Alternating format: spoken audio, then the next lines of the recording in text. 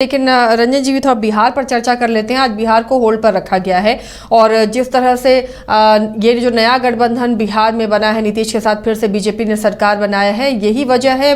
मान मुनव्वल का दौर जारी है अभी भी, या सीटों को लेकर सही तरीके से तालमेल नहीं बिठ पाया, इस वजह से अभी फिलहाल बिहार की सीटों को होल्ड पर रखा गया है। देखिए, जब पिछली बार लोकसभा का चुनाव हुआ था 2019 में, तो बीजेपी जो है और जेडीयू है वो बराबर सीटों पर जो है वो लड़ती है, 17 सीटों पर। तो क्या इस बार भी वही फार्मूला आएगा?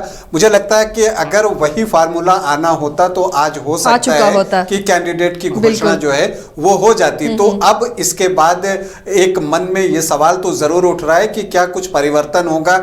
अब आज खुद जो है प्रधानमंत्री बिहार के दौरे पर थे और ये एक अच्छी बात थी गठबंधन के लिहाज से कि नीतीश कुमार जो मुख्यमंत्री हैं बिहार के, वो उनके साथ थे। तो दोनों के बीच भी कुछ ना कुछ तो इस सिलसिले में बातचीत हुई होगी, ऐसा मुझे लगता है। तो इसलिए अभी जो है मुझे लगता है कि वहां बार्गेनिंग चल रही होगी, क्योंकि बिहार में अगर आप स्थिति देखें तो आपको गठबंधन तो मजबूत दिखता है, लेकिन सीटों का बंटवारा जो है उतना आसान दिखता नहीं। बीजेपी जेडीयू ही नहीं है, क्योंकि एलजेपी भी दो फाड़ है। वहां पर चिराग पासवान अलग हैं और पशुपति पारस का एक अलग गुट है। तो वहां पर किस तरह से सीटों में सामंजस्य बिठाया जाए, इसके अलावा जीतन राम मांझी की अपनी डिमांड होगी, तो उनके साथ तो वहां पर जो पार्टी आप एक तरह से देखें तो 5 तो यहीं पर हो जाती हैं। तो इसलिए वहां गठबंधन जो है उसमें समझौता इतनी आसानी से होगा, मुझे थोड़ा संदेह है। वहां पर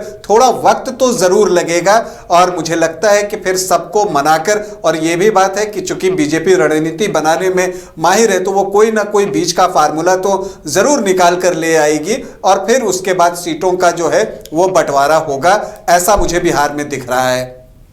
चलिए, तो बिहार को इसलिए होल्ड पर रखा गया है।